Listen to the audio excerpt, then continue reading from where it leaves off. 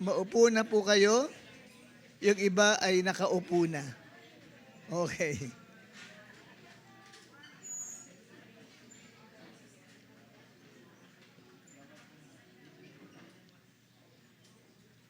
Ang theme natin for this whole month of August is foolproof.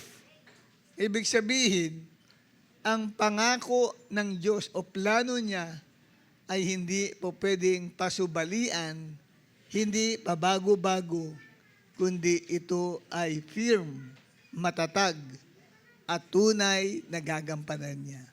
Kung kaya't ang mga mensaheng naririnig nyo tuwing morning sa lugar na ito, patungkol sa mga plano ng Diyos sa buhay natin. Ano ba ang layunin niya sa buhay natin? Ano ba ang plano niya? And because of that, our topic for today is about the blessing of the house of God. Ang pagpapala sa bahay ng Diyos. Mahalagang bagay yan na atin pong matutunan ang pagpapala sa tahanan ng Diyos. Ang unang salita na ginamit about the house of God was mentioned in the book of Genesis, which is the book of beginnings. Ito ang aklat ng pasimula, kaya meron pong binanggit na unang-unang salita diyan sa Bible na masusumpungan natin sa Genesis 28 verses 16 up to 17. At ito ay babasahin natin na magmumula sa God's Word translation. Verse 6, Then Jacob woke up from his sleep and exclaimed, Certainly the Lord is in this place, and I didn't know it. Filled with awe, he said, How awe-inspiring this place is. Certainly, sabi niya, this is the house of God and the gateway to heaven.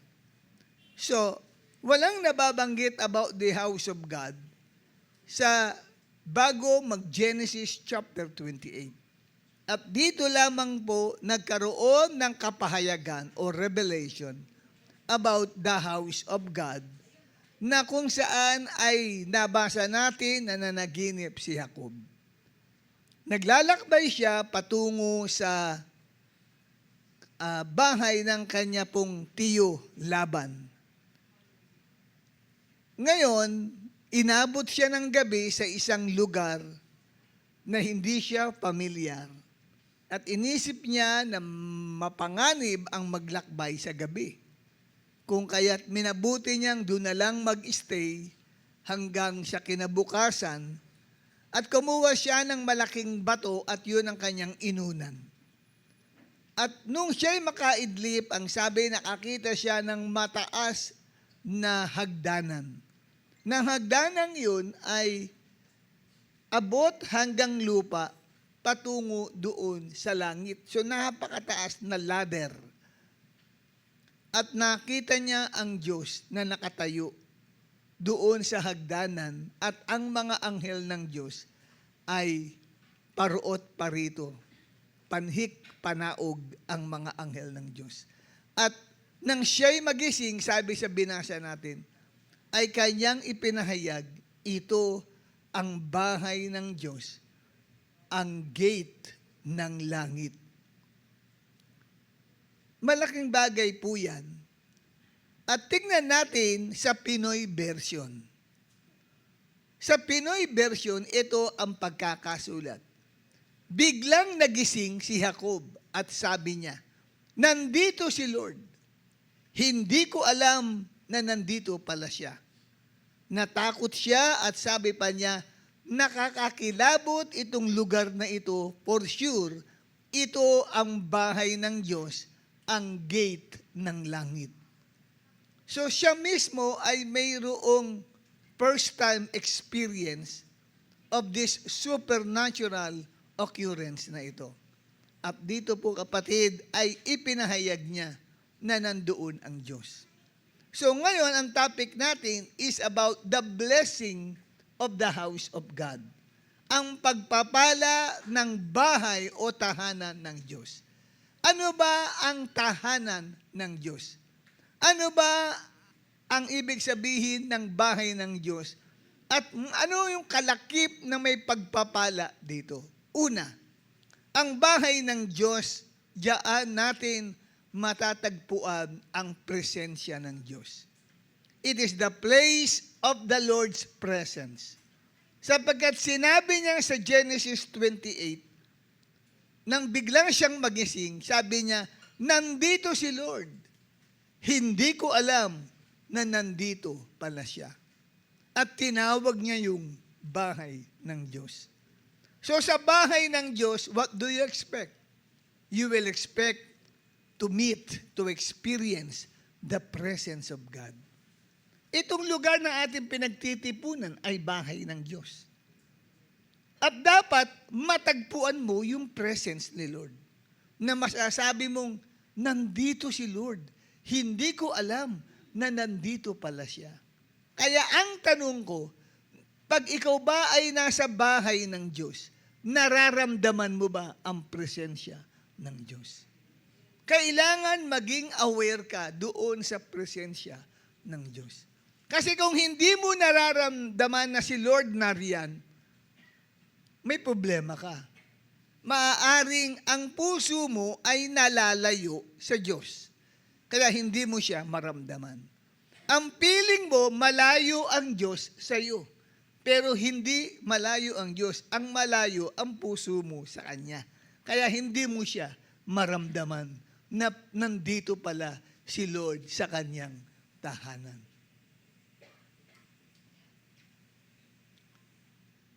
Ay paano po ba malalaman na nandyan ang presensya ng Diyos? Mararanasan mo yung presence niya, ipapadama niya yun eh. Hindi sa physical mong pangangatawan, kundi sa espiritu mo. Kaya nung tinuro ko sa inyo before, na ang tao ay binubuo ng 3 sangkap, parang isang itlog. Ang itlog ay binubuo ng shell, tapos may puti at may yolk. Ganon din ang tao. Ang tao binubuo ng espiritu, kaluluwa at katawan. Ang espiritu ng tao, ito ang may kamalayang makadiyos. Ito, dito nakikipag-communicate ang Diyos at tayo, spirit natin, ang nakikipag-communicate. Kaya pag ang Diyos ay nag-manifest ng presence niya, nararamdaman nyo ng espiritu mo.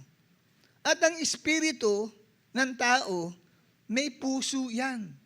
Binanggit yan sa aklat ng Ezekiel 36, verse 25 to 26.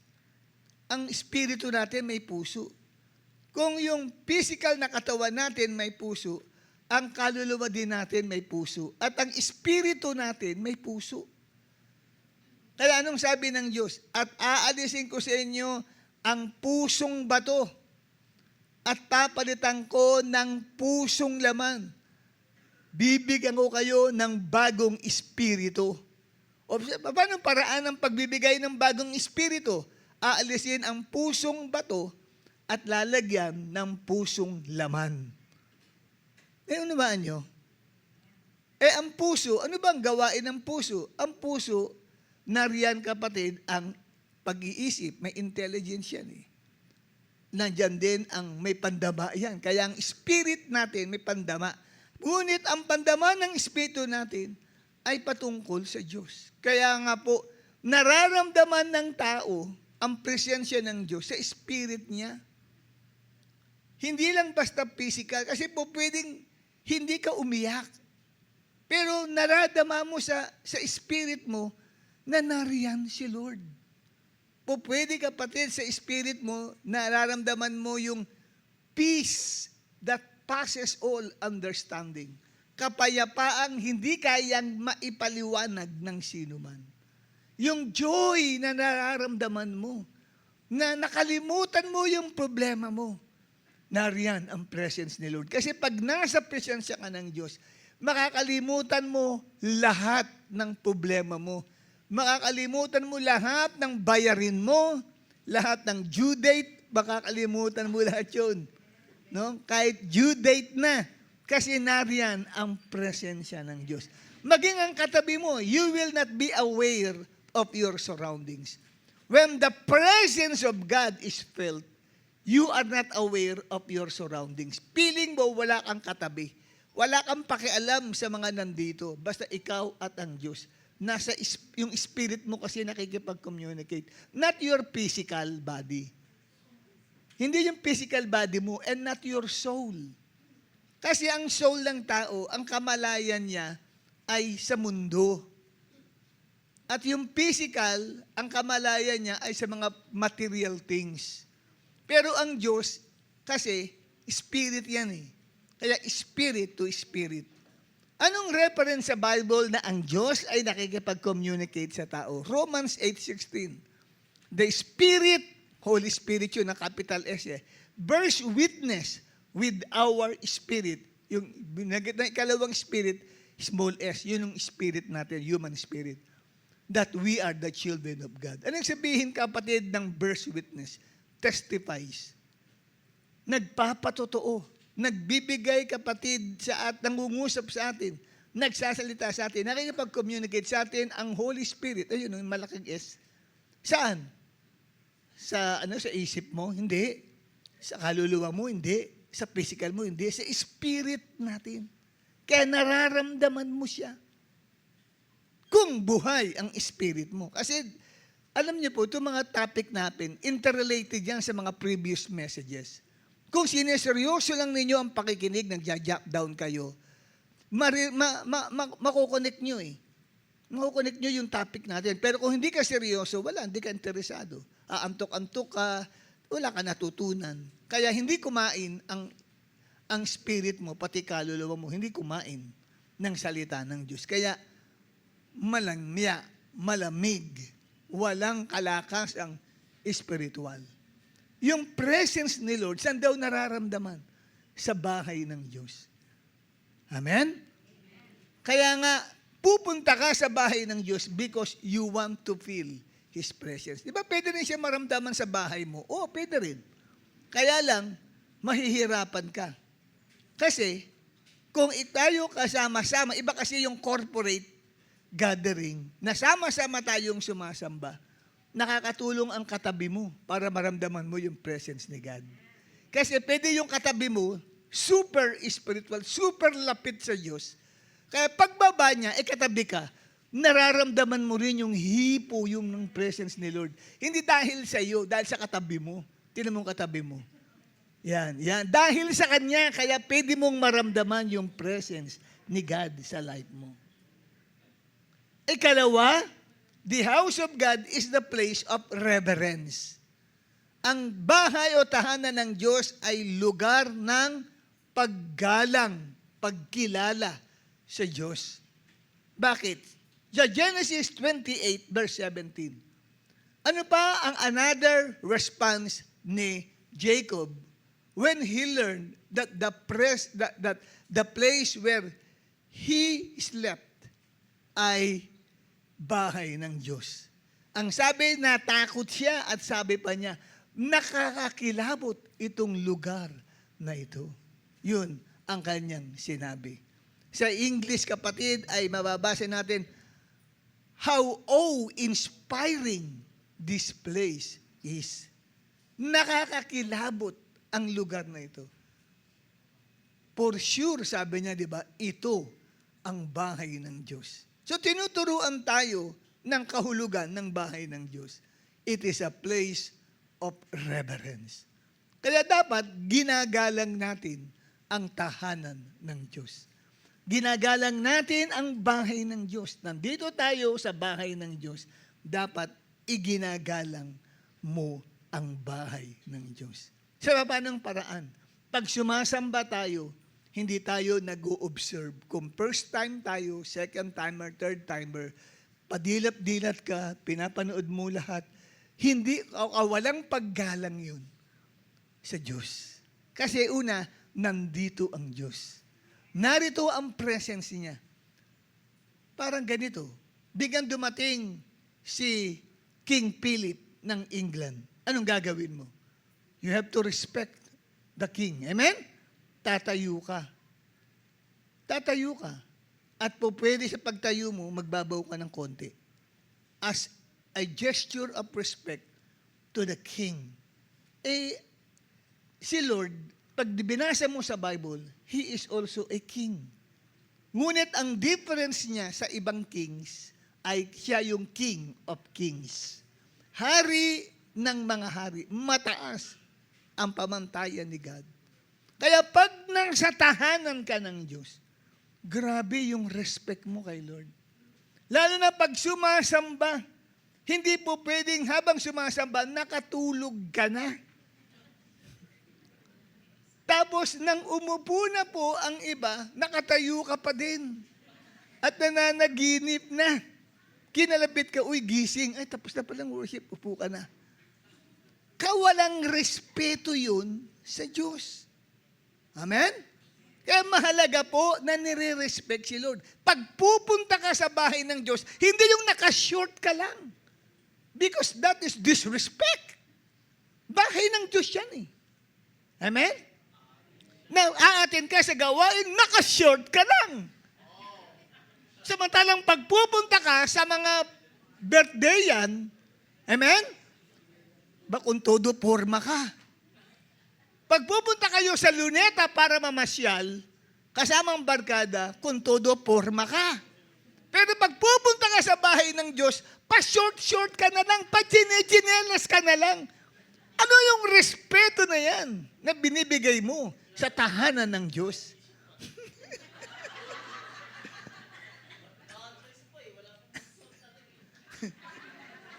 Malay ko bang aatin ka ngayong umaga, sa afternoon ka umaatin eh. Hindi ko naman nagpasabi, Bishop, pupunta ako sa morning service. Sa afternoon to umaatin eh. Nagkataon yun ng takay, pinapunta ka ni Lord para ma-review ka. Amen? Para makorek ka. Kasi yun talagang topic eh. Reverence for God, kasama ang pananamit. Paghaharap sa Diyos. Maging kaugalian yan nung una pang panahon, di ba? Naalala ko yung nanay ko, mga lola ko nung araw, nakapatadyong pa yun. Ano yung patadyong nung araw? Di ba? Di ba yung mga patadyong na sinasabi? Nakapurma talaga sila pagpupunta sa mga simbahan. Noong sinasama ko ng nanay ko, hindi na pwede nakachinelas doon, magsapatos ka anak. Sinasapatosan pa ako, hindi naliligo, pupunta ka sa simbahan. Maligo ka muna anak. Di ba ganun eh? Alam eh, nung unang panahon, pagpapasok ka sa bahay ng Diyos, ngayon, pa-just na lang. Pupunta ka sa bahay ng Diyos kahit di ka naligo. Amoy-amoy ang katabi mo. Naligo kaya yan o nagpunas na lang o nagwisik na lang yan. Sa bahay ng Diyos, kailangan naka-formal ka. Amen?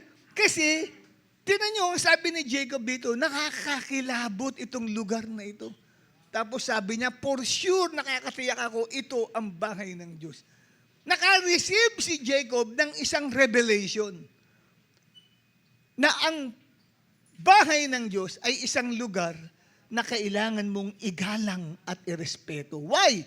Sapagkat nariyan ang dahanan ng Diyos. Nariyan ang Diyos. Amen? Amen po ba? Kaya mahalagang bagay po yan. Kaya iba yung suot mo, pupunta ka sa palengke. Yung iba mamimili sa palengke. Ano pa yan? Talagang ang tagal pa sa salamin yan bago pumunta sa salamin. Mag-lipstick pa yan. Mag-aayos pa maigi. Palengke lang yan ang magbibili na sa palengke. Amen po ba? Pero pupunta sa church, hindi man lang pinaghahandaan. Amen po ba kapatid?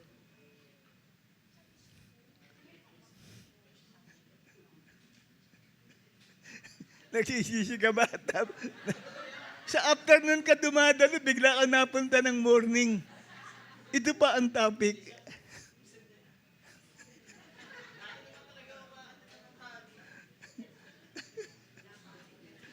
Nagkataon. Kasi nakita ko na, ang alam ko, nakita formang-forma ka nung isang araw, saan ka ba pupunta nun? Grabe, talagang Formang-forme. Sabi ko, Brad, nasa lubong ko siya eh. Brad, nasa lubong dati, formang-forme. Brad, saan ka pupunta? May lakad lang po kami mga barkada namin. Buti pa nakakaporma ka doon, lakad lang ng barkada. Sa church ng Panginoon, hindi ka man lang makapagsuot ng maganda mong damit. At nakashort ka lang, nakachinelas ka lang. Ano pupuntahan mo? Kalye na gawain ng Diyos? Hindi, respetuhin mo ang gawain ng Diyos, Brad. Bahay ng Diyos yan. Amen? Para kang pupunta sa palasyo, papayagan ka ba sa Malacanang pumasok ng kaganyan ka? Hindi ka papayagan.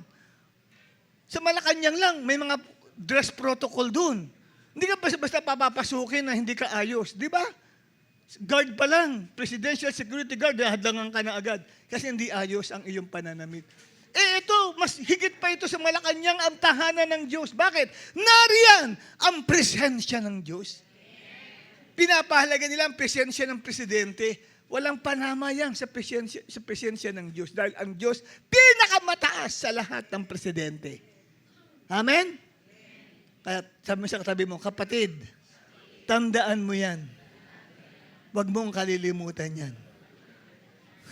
Number 3. What is the house of God? It is the place of God's blessing. The place of God's blessing. Wow. The place of God's blessing. Mateo, saan na ba tayo? Genesis 28, verse 17. Ang sabi ni Jacob, it is for sure ito ang bahay ng Diyos, ang gate ng langit. Wow. For sure, sabi niya, ito ang bahay ng Diyos. At tinawag niya ang bahay ng Diyos na gate of heaven o gate to heaven. Parang ika nga ay tinatawag na portals of heaven. Ang portal is like a doorway na ang ibig sabihin nun, kapatid, meron tayong opportunity to experience God, to experience His power, and to experience His glory. Yun po. Ang bahay ng Diyos, ang connection from heaven to earth and from earth to heaven. Amen po ba? Kung meron kayong mga suliranin at nais nyo makipag-usap sa Diyos, bukas ang church natin ito para pumasok at manalangin ka mag-isa. Kahit madilim, nag-iisa ka, mag-pray ka. At mararamdaman mo yung presence ni God sa buhay mo. Kasi yun ay lugar na nakakonect ang langit sa lupa. Yung bahay ng Diyos.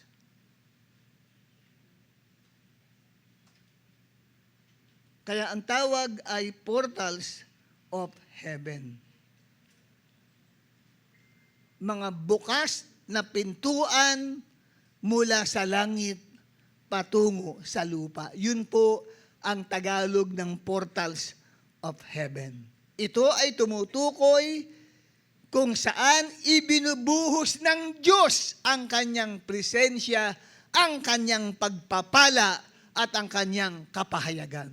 Saan? Sa bahay ng Diyos niya, binubuhos ang kanyang pagpapala. Kaya wag mong pababayaan ang tahanan ng Diyos. Kung nais mong makaranas ng pagpapala, pumunta ka sa bahay ng Diyos. Amen? At tiyak na ikaw ay mapagpapala. Number 4, ika-4, ang bahay ng Diyos ay place of spiritual growth and maturity. Awit 52, talatang 8.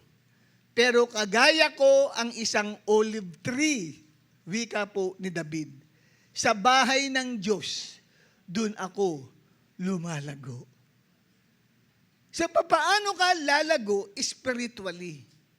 Kasi lahat tayo nagsimula sa pagiging isang spiritual na sanggol. Lahat po ng mga Christians o tumanggap kay Jesus Christ, nagsisimula sa pagiging sanggol. Tapos, lumalago tayo, lumalaki tayo. Parang physical din. lahat naman ng tao nagsimula rin sa pagiging sanggol. Ganon din sa spiritual. At lumalago tayo. Ito si David, hinihambing niya ang sarili niya sa isang punong olibo. Yung puno, tinanim yan at yan ay tumutubo at nakatanim saan? Sa bahay ng Diyos. Nilarawan niya ang sarili niya na nakatanim sa bahay ng Diyos. Why?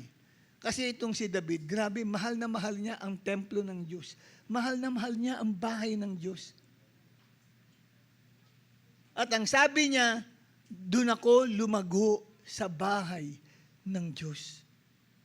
Kaya hindi ka lalago sa iyong spiritual na buhay kung hindi ka mag-i-stay sa bahay ng Diyos. Minsan ka lang makita sa bahay ng Diyos. Isa sa isang buwan.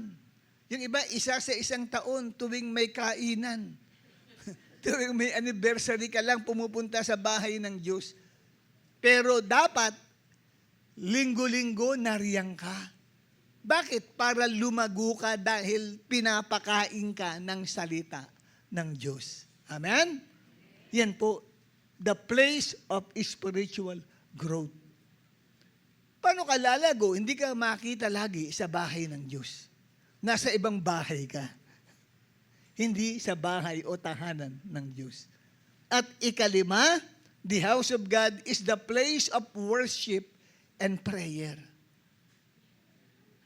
Lugar ng pagsamba at pananalangin. Mateo 21, talatang 3. Isang araw, pumasok si Jesus sa templo at nakita niya ang gulo. Ang daming hayop doon. Tapos may mga tables na nagbebenta ng kung ano-ano at nagkaroon ng exchange din, palitan ng pera doon sa loob ng templo mismo, sa bahay ng Diyos. Ano nang sabi sa Bible? Gumawa si Jesus ng lubid. Pinagsama-sama niya at mamaya, ang sabi ay pinagpapalo niya ang mga taong ginawang junk shop ang church, ang simbahan. Siyempre, yung mga hindi mabenta na mga hayop, mga goat, tupa, goat, kambing yun, di ba? Siguro, in-stock doon sa templo, sa loob ng bahay ng Diyos. Walang, yung high priest, pinababayaan lang. Hindi tinitignan, hindi sinasaway. Binababoy ang bahay ng Diyos. Hindi wala man lang chine-check, hindi man lang tinitignan ng mga namumuno sa bahay ng Diyos kung okay na. Pumasok si Jesus doon. Nagulat siya. Ginawang junk shop ang tahanan ng Diyos. Ang ginawa ni Jesus, pinagpapalo niya, tinaob niya lahat ang mga mesa. At ano ang sabi ni Jesus? Nakasulat sa scriptures. Ang templo ko ay tatawaging house of prayer. Pero ginagawa niyo itong hideout ng mga magnanakaw. Ang tawag doon sa mga nagbebenta ay magnanakaw. Bakit? May patong, may tongpats doon sa kanilang mga binibenta.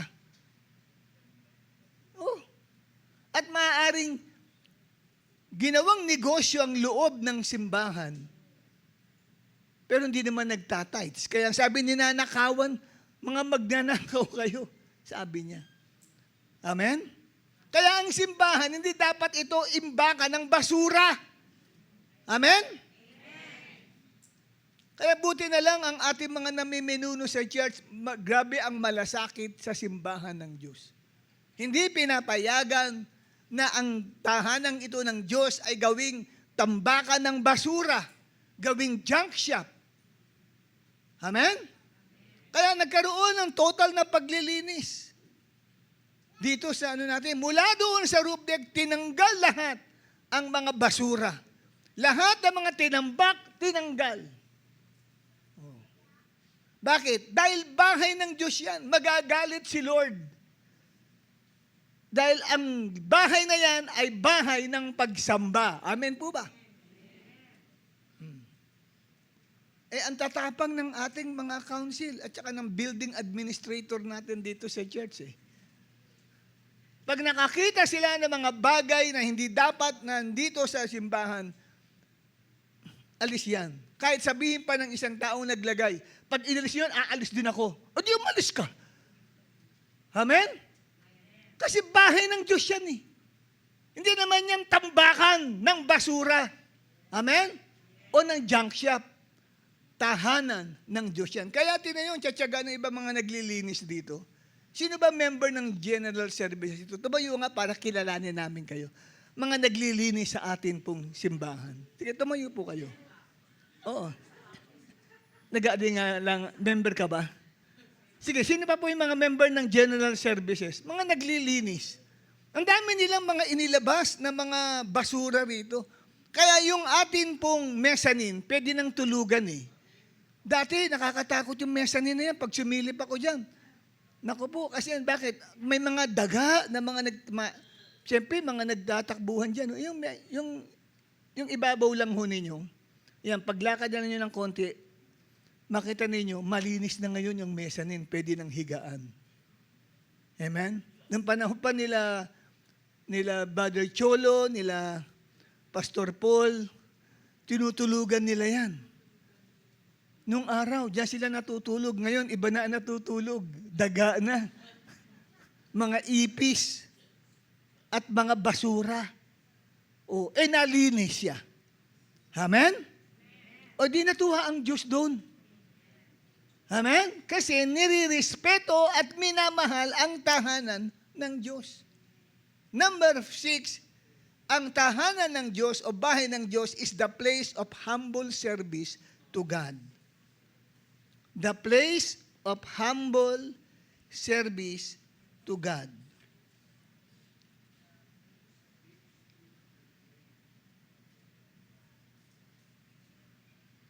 Psalm 84 verse 10. A single day in your courts is better than 1,000 anywhere else. I would rather be a gatekeeper in the house of my God than live the good life in the homes of the wicked. Wow.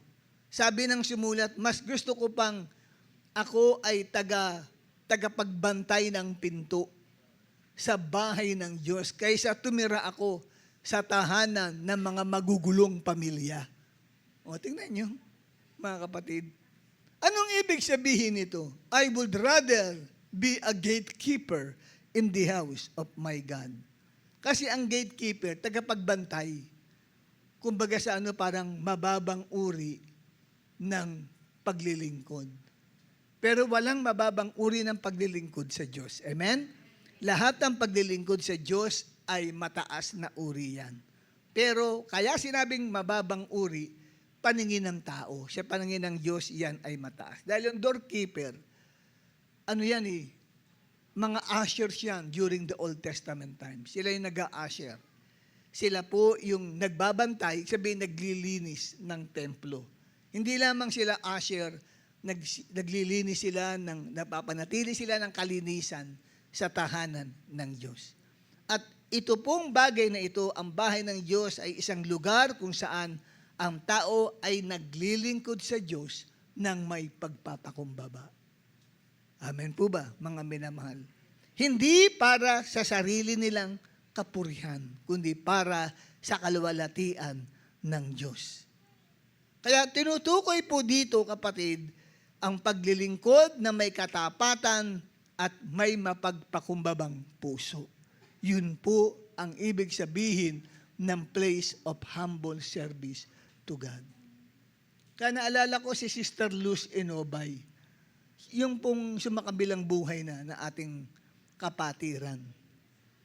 Bago siya namatay at nagsasuffer na siya sa karamdaman, dumalo pa siya dito Lumapit sa akin doon sa kinuupuan ni Pastora Isbel nung matapos ang service. Sabi niya, Pastor, Bishop, sabi niya, pwede po ba na mag-apply sa pagiging worker? Naisip ko, kako, may cancer ka na hihina siya ng lalambot, nag-a-apply pa sa pagiging worker. Sabi ko, pwede. Ano ang gusto mong ministry?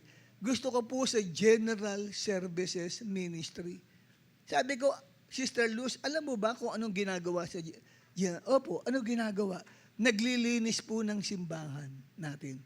Kako, hindi ko na sinabi sa kanya. Ganun ba? Pero sa isip ko, hihina na nga siya nalalambot na, may cancer pa. Di ba?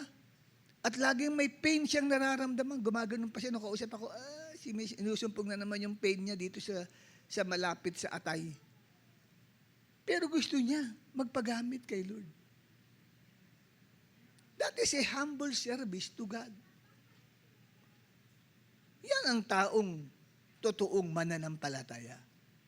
May sakit na, gusto pang magpagamit. Tama po ba ako? May nararamdaman na sa katawan at alam niya nang hindi na rin magtatagal ang buhay niya. Gusto pa niyang magpagamit. Yung iba, pagka ganun, tinatakwil ang Diyos. Bakit? Sa dinami-dami ng may sakit, bakit ako pa? Di ba? Pwede niyang sisihin ng Diyos, pwede niyang ituro ang isang kapatiran dito. Dapat yun na lang ang merong cancer sa atay. Dapat yun na lang. Hindi eh. Hindi, iba yung kanyang pananaw. Tanggap niya, mahal pa rin niya ang Diyos. At gusto niyang ipakita yung kanyang pagtitiwala at pagmamahal sa Diyos sa pamamagitan ng pagpapagamit sa bahay ng Diyos. Kaya hindi ako magtaka kung bakit pumunta siya sa pinakatotoong bahay, yun ay ang kaharian ng Diyos sa langit. Nandun na siya ngayon. Sabi siguro ni Lord, dito ka na magtrabaho sa langit. Kaya lang, hindi na siya magtatrabaho doon. Kasi bakit? Perfect place yun. Ang kailangan nila niyang gawin ay laging sumamba sa Panginoon magpakailanman. Amen po ba?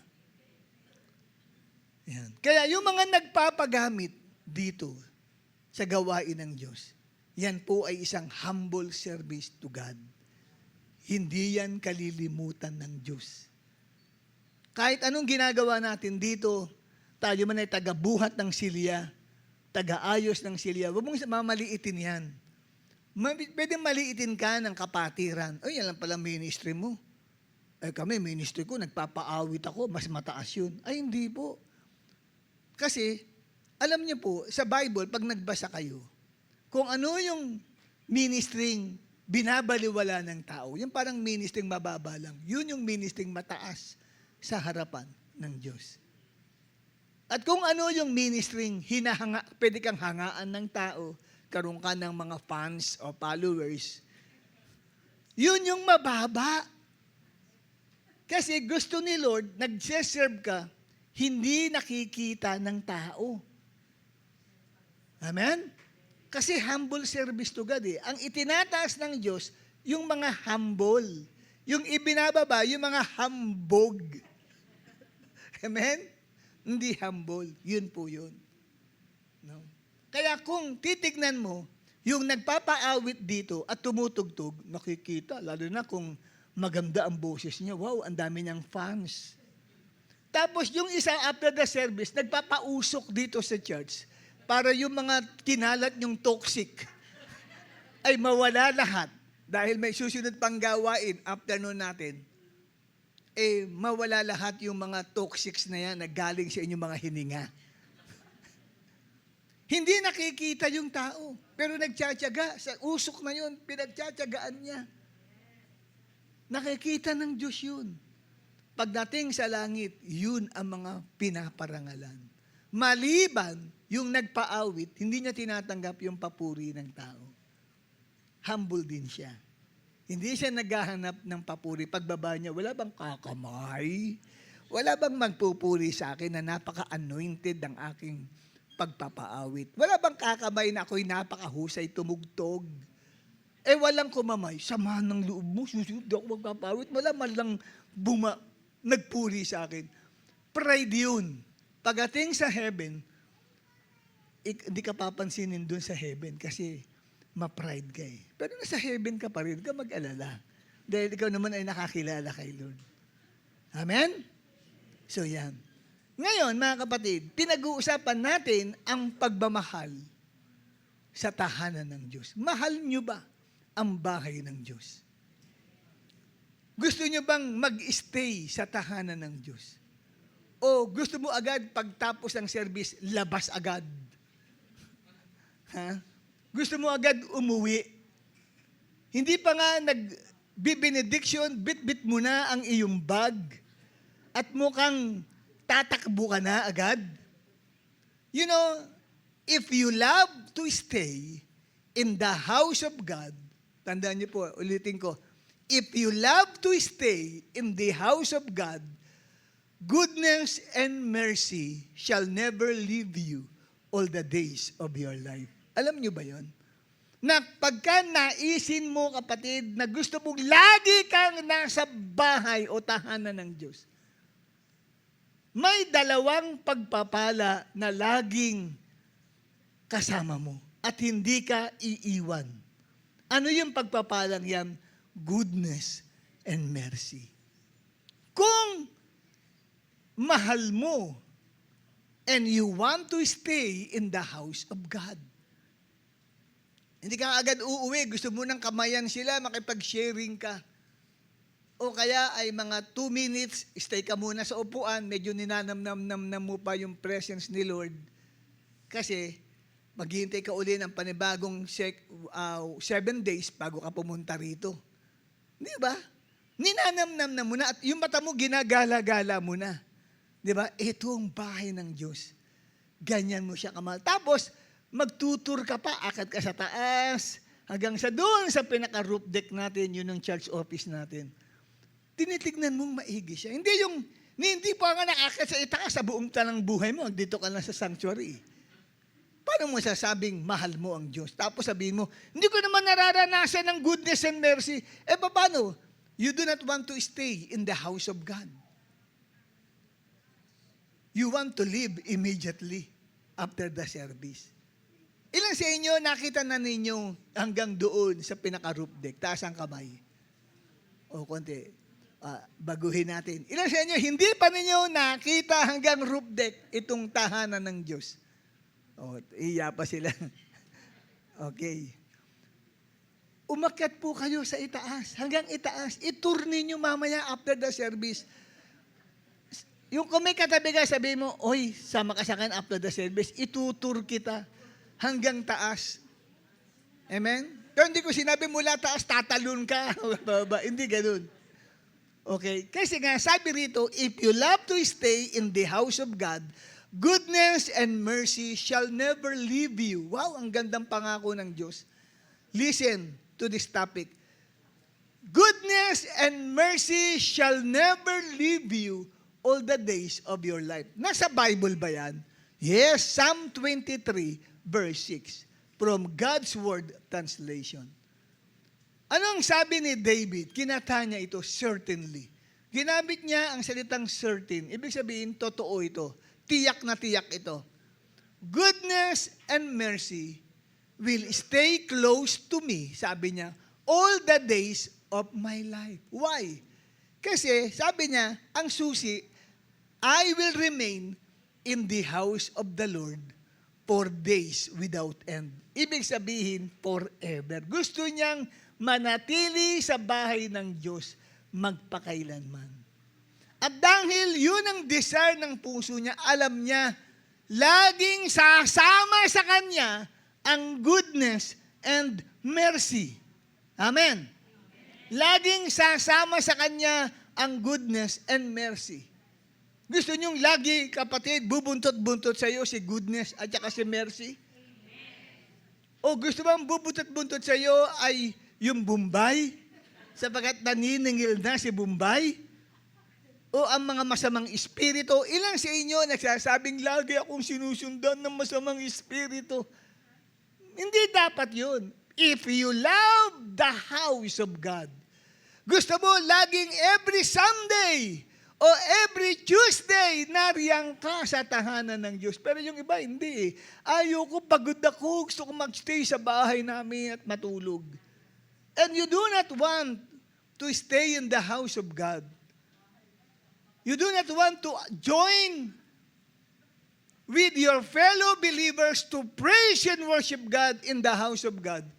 Hindi ka susundan ng goodness at ng mercy. Ano ba ang goodness at ang mercy? Paliliwanag ko yan. What is goodness? Ang goodness sa salitang Hebrew ay Tob. T-O-B. At meron po itong various meanings. Meron po siyang iba't ibang kahulugan pag sinabing goodness. Sa atin, Tagalog natin kabutihan. Yun lang ang kahulugan nun, kabutihan. Pero pagdating sa Hebrew, bini-breakdown po yan. Anong ibig sabihin ng goodness sa wikang Hebreo? Ang wikang Hebreo ng goodness ay Tob, T-O-B. Ang unang meaning, kapatid, ay good things. Mabubuting bagay. Kung itatranslate mo yung goodness sa salitang mabuting bagay, kung ikaw, kapatid, ay magmamahal sa bahay ng Diyos, surely, mabubuting bagay ang laging hahabol sa iyo. Good things. Mabubuting bagay. Hindi mga bad things ang laging nakabuntot sa iyo, kundi good things. At dinefine ng Bible kung anong ibig sabihin ng good things. Katulad ng pagpapakita ni Boaz ng kabutihan kay Ruth. Si Ruth kasi, siya po ay nakapag-asawa ng anak ni Naomi na si Elimelech.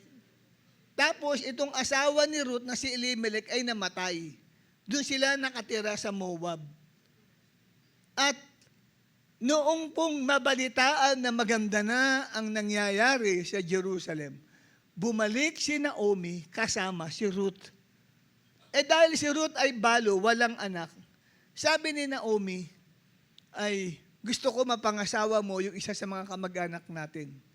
Sabi niya, yan ay si Boaz. Mabait yun. Matanda ng lalaki si Boaz, pero single. At nung sinabihan siya ng kanyang biyanan na si Naomi, sabing ganun, doon natutulog sa giikan yun, puntahan mo siya doon. At humiga ka sa paanan niya. At ginawa nga ni Ruth yun, madaling araw pumunta siya doon at nahiga siya sa paanan ni Boaz. Nung magising si Boaz, nagulat siya. May babae. Isang kabataang babae na si Ruth, isang widow. At ang sabi sa kanya ni Boaz sabi sa kanya, wag mong ipagsasabi ito kanino man. At bukas na bukas din, kakausapin ko yung pinakamalapit na kamag-anak na unang-una dapat may karapatan sa iyo na siya dapat ang mapapangasawa mo.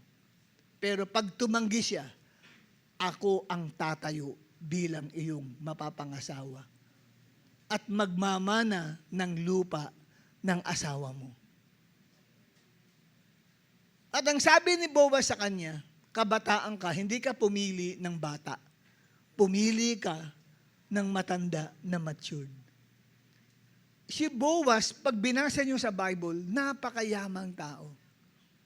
Pero nagpakita siya ng kabutihan sa isang babaeng ito. Na dapat, kapatid, ay tanggihan niya to. May karapatan siya eh.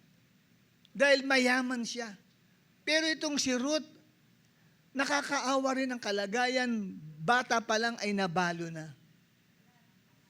Pero, tingnan nyo, nakaranas siya ng kabutihan mula dito kay Boaz. Ang tawag doon ay good things.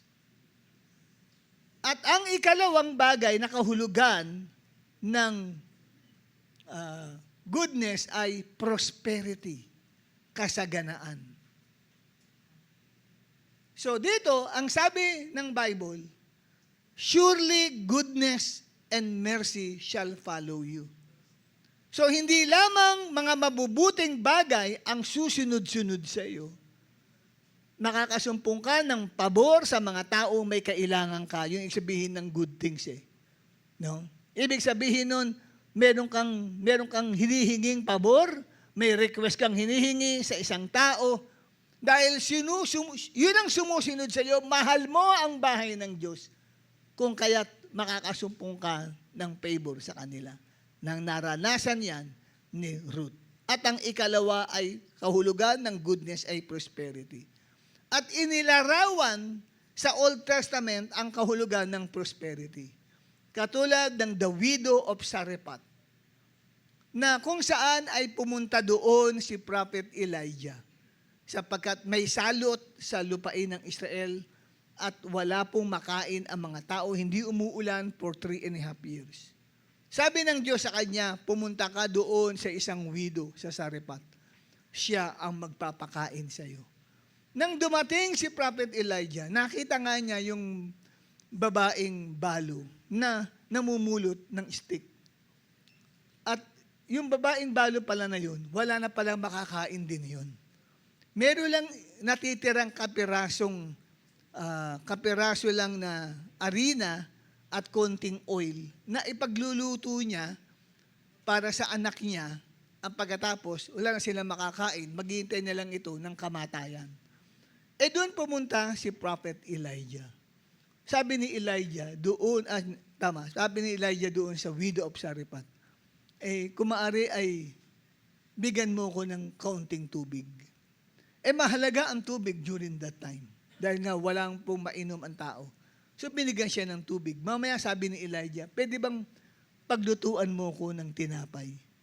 Ang sabi ng babae, yung pong tinapay, yung pong natitirang harina, ay kasya lang sa aming mag-ina.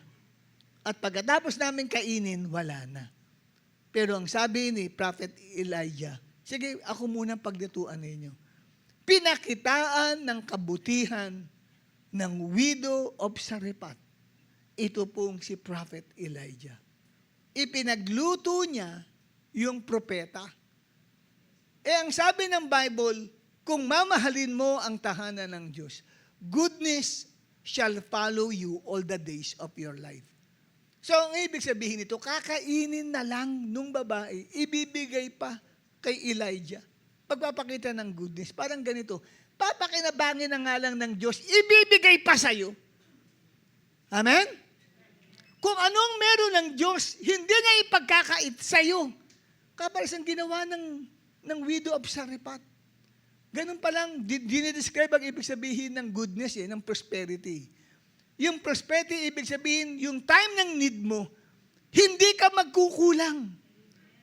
Kahit na nangangailangan ng isang tao, pwedeng gamitin ng Diyos yan para masuplayan ang pangangailangan mo.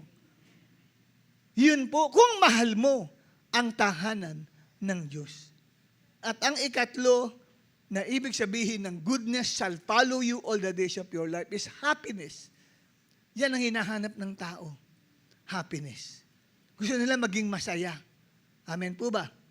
Si Prophet Elisha, nagpakita ng kabutihan doon sa isang Shunammite woman na nagbigay ito ng kaligayahan ng mabuhayin ni Prophet Elisha yung anak ng Shunammite woman. Dahil namatay ito. Kasi nga, biglang dumaing na masakit ang ulo. So, nung inihiga nung nanay, wala nang buhay yung bata. Inilapit niya ngayon kay Prophet Elisha. Prophet Elisha, kawawa naman itong anak ko.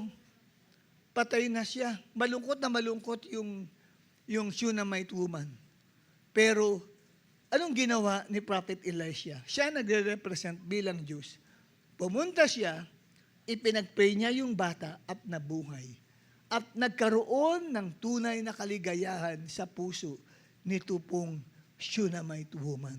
Yun pong ibig sabihin ng goodness. Nagbibigay sa iyo ng mabubuting bagay, nagbibigay sa iyo ng kasaganaan, at nagbibigay sa iyo ng kaligayahan. Happiness, prosperity, and good things shall follow you. Kailan? Isang araw lang? Isang linggo lang ba? Isang taon lang? Hindi. All the days. Habang nabubuhay ka, hindi ka iiwan ng kabutihan ng Diyos. Palakpakan naman natin ang Panginoon. Sige. Doon sa antok na, pumalakpak ka ng maigi. At sumigaw ka, Hallelujah! Doon sa suyang-suya na, sabi mo, Hallelujah! Yes, at darating ang happiness sa iyong buhay. Kung mahal mo ang bahay ng Diyos. Kasi yun ang pangako ng Lord. Surely goodness and mercy shall follow you all the days of your life. Ang goodness naman sa Greek word ay agatosune. At meron din po siyang dalawang meaning. Okay, kanina salitang Hebreyo ang binigay kong kahulugan ng goodness. Ngayon naman ay Greek word agatosune. Galing sa salitang agatos na ibig sabihin ay good. Okay? Na dalawa ang meaning niya. Una is the sense of being good to someone. Sa Greek word, pag tinranslate natin sa Greek word ang surely goodness shall follow you all the days of your life. Ito raw po kapatid yung paggawa ng mabuti sa kapwa. Katulad ng isang good Samaritan na tumulong sa isang taong mamamatay na dahil binugbog at pinagnakawan. Sa Luke chapter 10, 25 to 37. Nakahandusa yung tao, dumaan ang isang priest, hindi pinansin. Dumaan ang isang Levita, hindi rin pinansin. Mga temple workers po yan. At dumaan ang isang Samaritano, siya ang pumansin. Doon sa isang lalaking binugbog at sa isang lalaking pinagnakawan.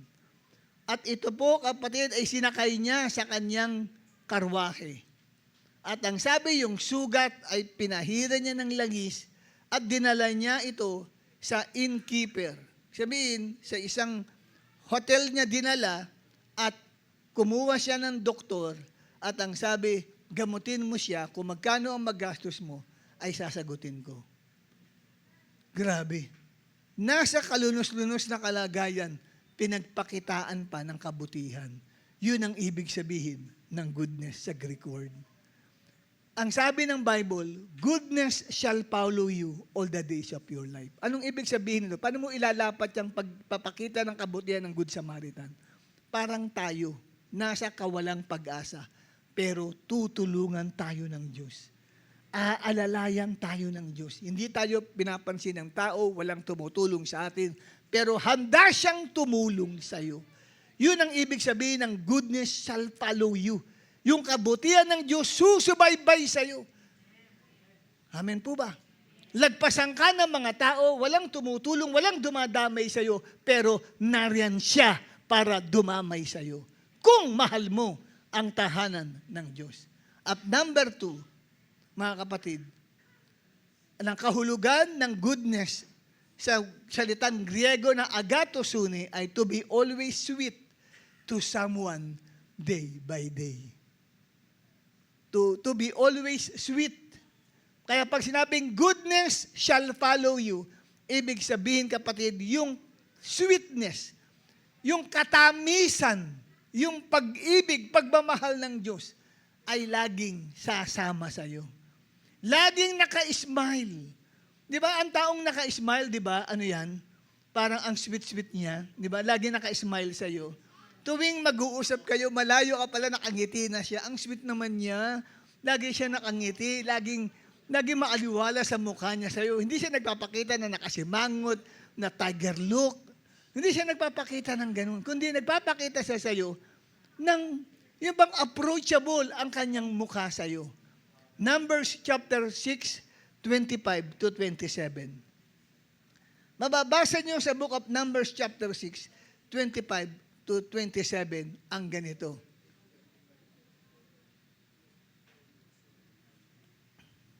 Sa New Living Translation, pakipindot nga natin ang NLT, number 6,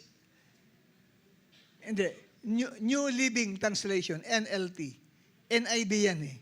Sa New Living Translation, may God smile on you and be gracious to you. Sa Tagalog, ngumiti nawa ang Diyos sa iyo at biyaya ang Kanya. So, ang Diyos pala, kapatid, pwedeng nakangiti sa iyo. So, ano ibig sabihin niya ng goodness? Kasi be always sweet. Ganun ang Diyos sa iyo. Lagi nakangiti si God sa iyo. Pag nakangiti lagi ang tao, ibig sabihin, pwede kang mag-approach sa Kanya. Pero pagka tiger look yan, medyo, pagka masyadong lalapit, baka sakma din ka niyan. Di ba? Parang hindi approachable, di ba? Parang nakakatakot lapitan ng isang tao na tiger look. Pero yung taong sweet smiling sa'yo, di ba? Parang ang sarap lapitan, di ba? Hello. Ganon. Yung approachable siya. So, yan po ang kahulugan ng agatosune, na goodness. Na kung saan ang sabi ng Diyos ay sasama sa'yo. Ibig sabihin, siya yung magpapakita ng goodness sa'yo eh. Siya magpapakita ng kabutihan sa'yo na lagi siyang approachable sa'yo.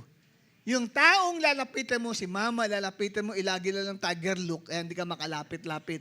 Yung asawa mo, lalapitan mo sana sa dinadala mo, gusto mong mahinga ng problema, ang problema, laging tiger look. O kaya lion look. Di ba? O si God, ang sabi, lagi nakangiti sa'yo. Kasi, pag inuna mo ang tahanan ng Diyos, ano mangyayari? Nasa sa iyo, kapatid, ang sweetness ng Diyos sa buhay mo. Sinishare ko lang po sa inyo yung Bible. Okay? Ngayon, ang mercy, sabi sa Psalm 23 verse 6, surely goodness and mercy shall follow you all the days of your life.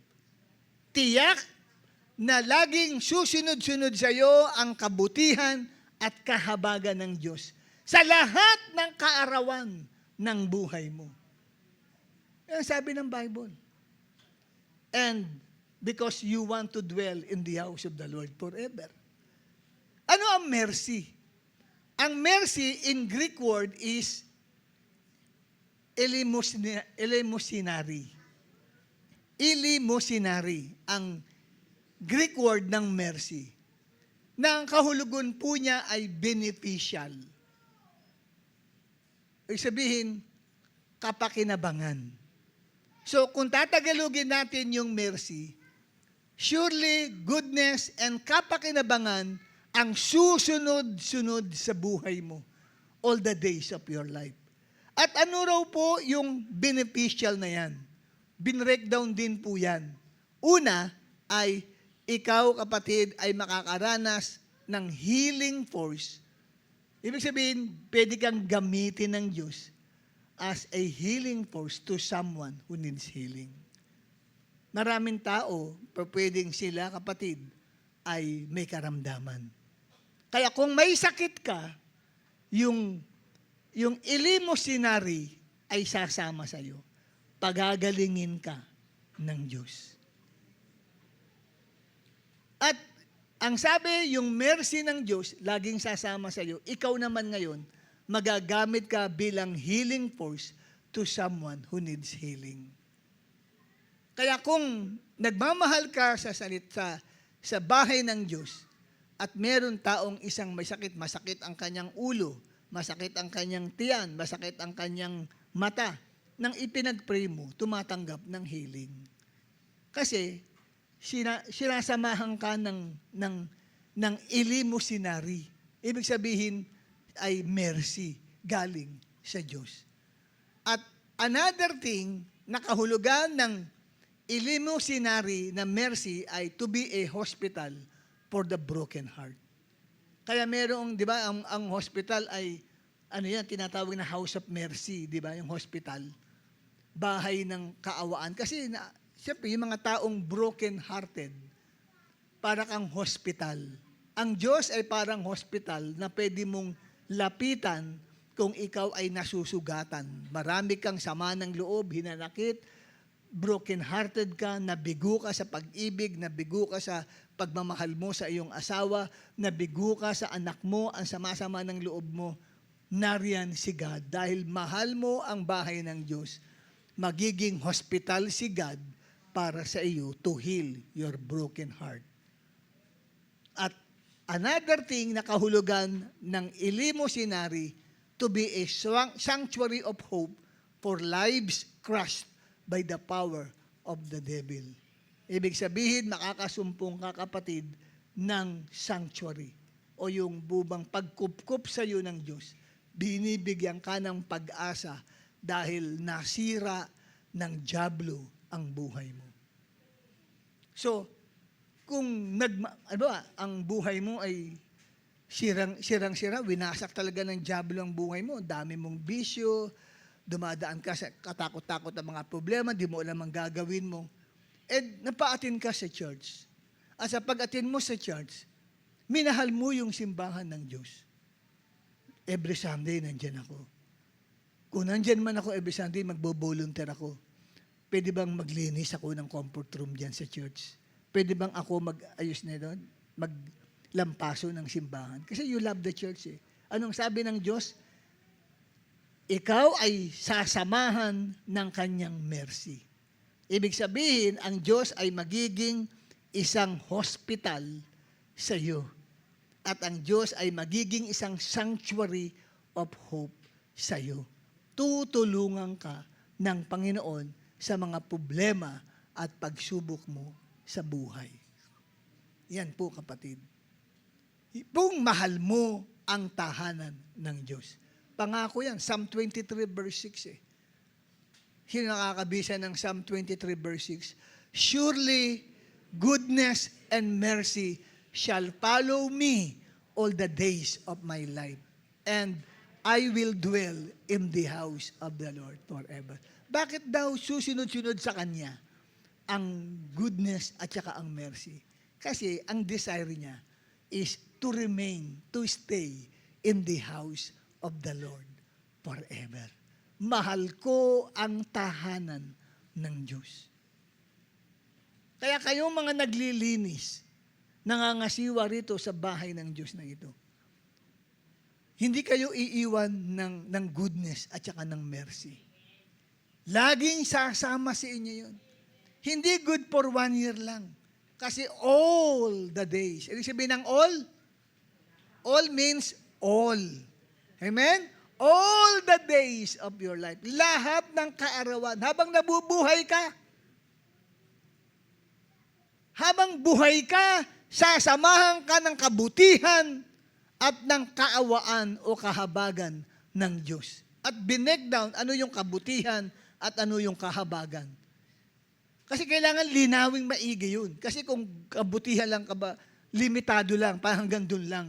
Pero ngayon, nilinaw sa atin ang ibig sabihin ng kahabagan ng Diyos ay pagpapagaling ng Diyos at pagpapagaling niya hindi lang sa sugat mo, hindi lang sa mga physical mo, pagpapagaling niya sa emotion mo at pagbibigay sa iyo ng pag-asa sa buhay.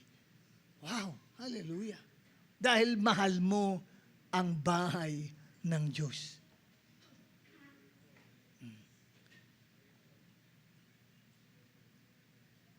Ang konklusyon natin dito, Hebreo 10, talatang 25. Huwag nating itigil ang pagsasama-sama natin para mag-worship, gaya ng ginagawa ng iba. Instead, palakasin pa natin ang loob ng bawat isa, lalo na ngayong nakikita nating malapit na ang araw ng Panginoon. Kaya wag daw po nating pababayaan ang atin pong pagkakatipon-tipon. So dito po, mga kapatid, ang bahay ng Diyos, pwede pong maging bahay ng Diyos ang anumang lugar na pwedeng pagtitipunan ng mga mananampalataya. Halimbawa, ang bahay mo, tahanan mo, doon ay nagkaroon ng pagsamba. Inoffer mo ang bahay mo na maging place of worship and prayer. May mga pumunta roon, mahigit 5, o mahigit 2, mahigit 3, 4, 5, 10, 15 kayo, 20 kayo. Ang bahay mo na yun ay nagiging bahay ng Diyos. Hindi po limited ang bahay ng Diyos sa ganitong lugar, na ito lang ang bahay ng Diyos. Pwede po ang tahanan ninyo maging bahay ng Diyos. Pag inalok mo, gusto mo magkaroon ng Bible study sa bahay mo, pag nagkaroon po ng Bible study sa bahay mo, nagkakatipon ang 2 at mahigit na tao. Para sa pagsamba, siyempre, hindi na magdiretso Bible study, pagsamba yan, nagiging tahanan ng Diyos ang bahay mo. At ang tahanan ng Diyos, nariyan ang presensya ng Panginoon. Kaya ang presensya ng Diyos titira sa bahay mo. At pag tumira ang presensya ng Diyos sa bahay mo, nawawala ang lahat ng kamalasan doon. Lahat ng mga nakatagong demonyo doon ay umaalis. Amen po ba? Kasi yung bahay nyo ay nagiging sagrado. Nung unang panahon, ang bahay ay ginagamit bilang lugar ng pagsamba. Yan ay mababasa natin sa aklat ng Roma 16, talatang 5.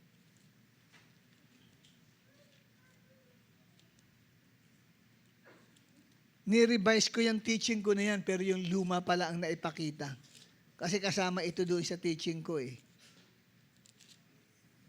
Yung luma ang naipakita naming PowerPoint. Hindi yung bagong ni-revise ko. Okay, sige. Ano ang sabi rito? Roma 16, talatang 5.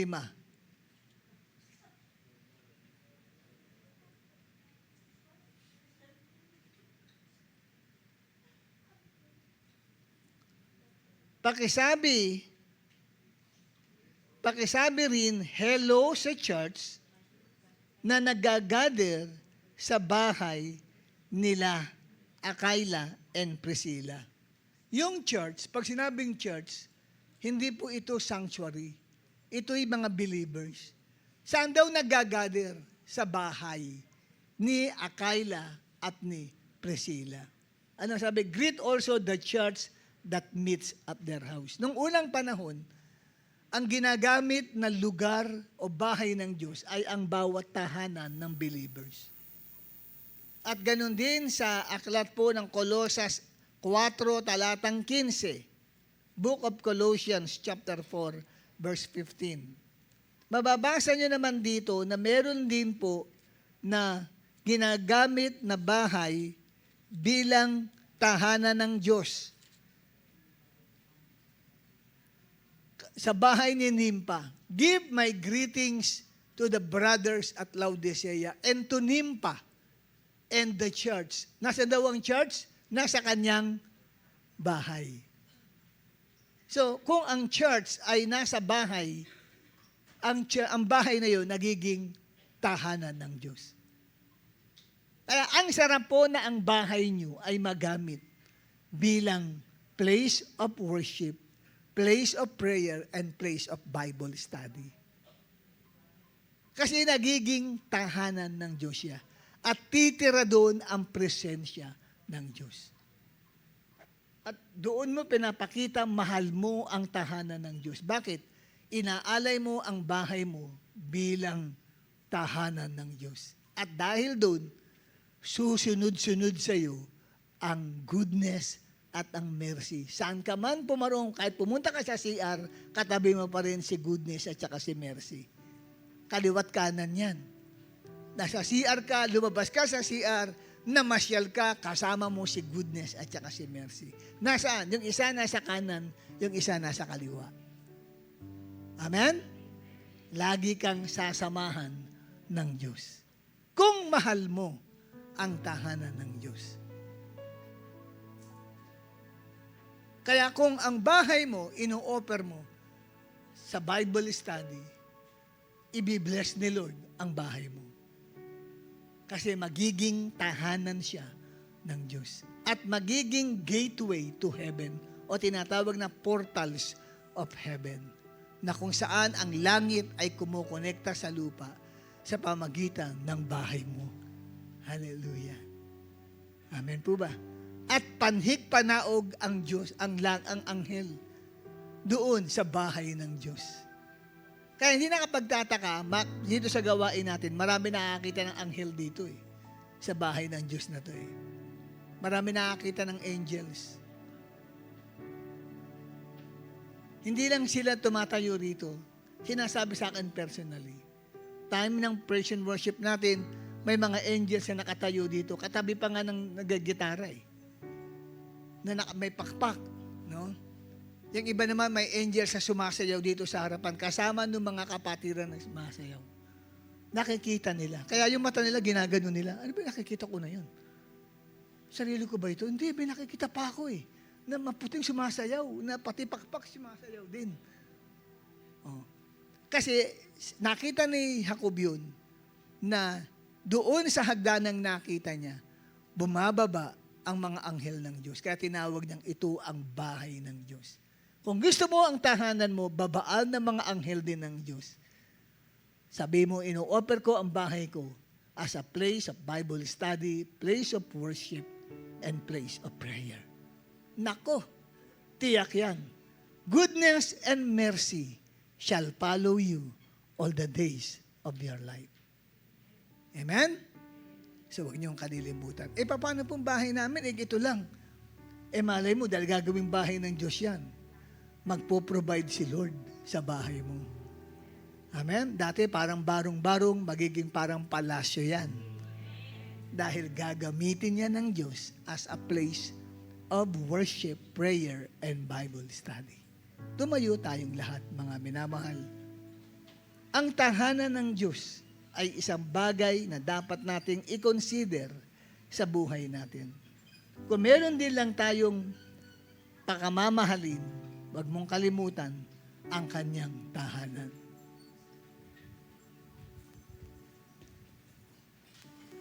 Maraming pangako ang Diyos at isa sa mga pangako niya, goodness and mercy shall follow you all the days of your life. Maaring simangot ang mukha mo ngayon dahil dahil mong pinagdadaan ng problema.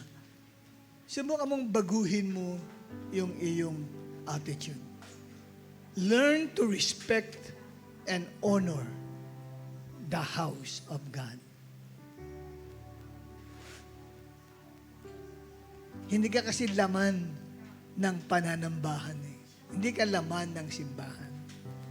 Kung laman ka man ng simbahan, hindi ka naman committed sa pagsamba.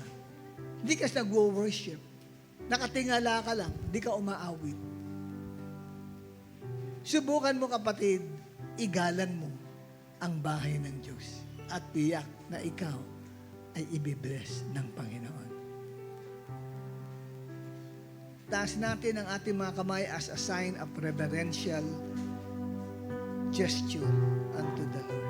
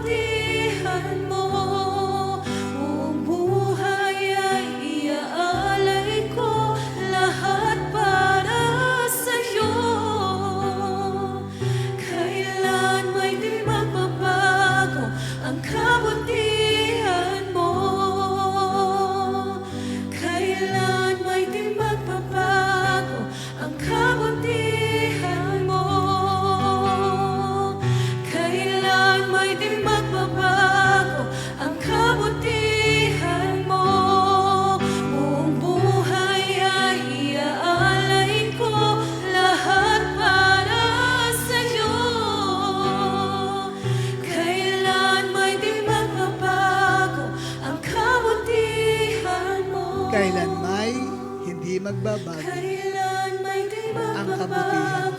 ang kabutihan mo. May papaawit lang ako sa Persian Worship Team. Alam ba ninyo yung awitin ni Don Moen? I just want to be where you are, in your dwelling place forever. Tumutuko yun sa pagmamahal sa tahanan ng Diyos. I just want to be where you are, in your dwelling place forever. Okay? Alam niyo yon? Kung alam niyo yon, sumabay kayo sa ating mga awit na ito. At maging tapat yung awitin mo. I just want to be where you are, in your dwelling place forever. And this building is a dwelling place of God. This is the house of God. Kaya tayo ay nandito.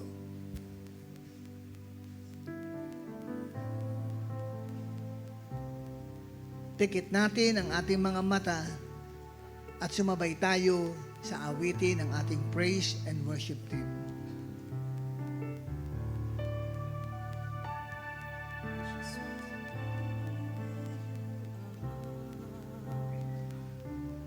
Dwelling daily in your presence. I don't want to worship from afar.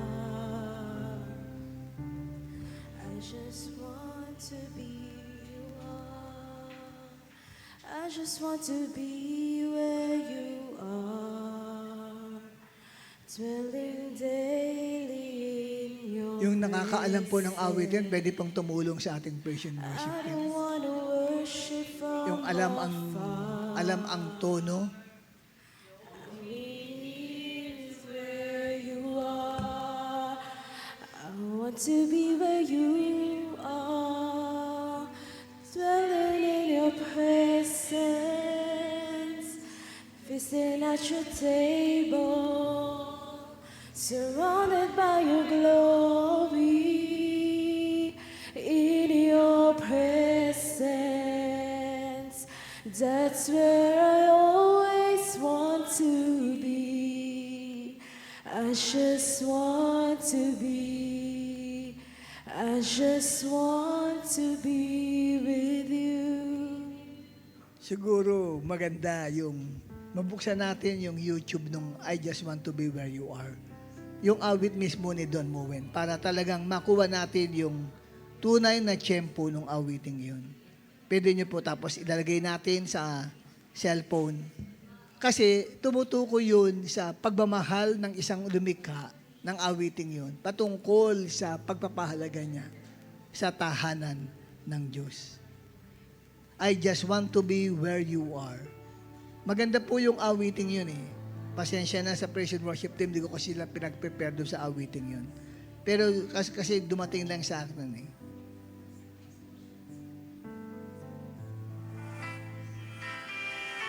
Yan. Nakasan natin ng konti. Yan.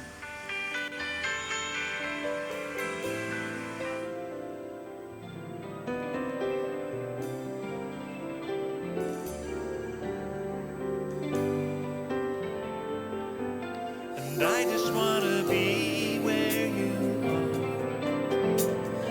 Rain Dwelling daily in blue, my house was built on. I don't want to worship from I'm safe with you. I'm gonna make it through. and I just wanna be where you are. In your dwelling place. Sumabay na lang po kayo sa awiting yan.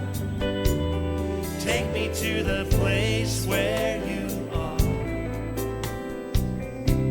'Cause I just want to be with you. I want to be where you are. Dwelling in your presence. Feasting at your table. And surrounded by your glory. In your presence.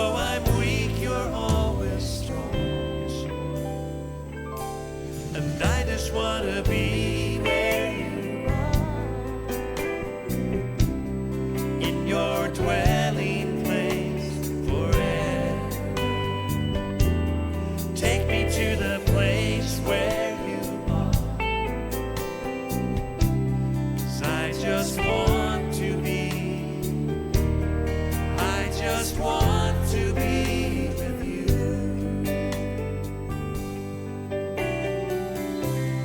I just want to be.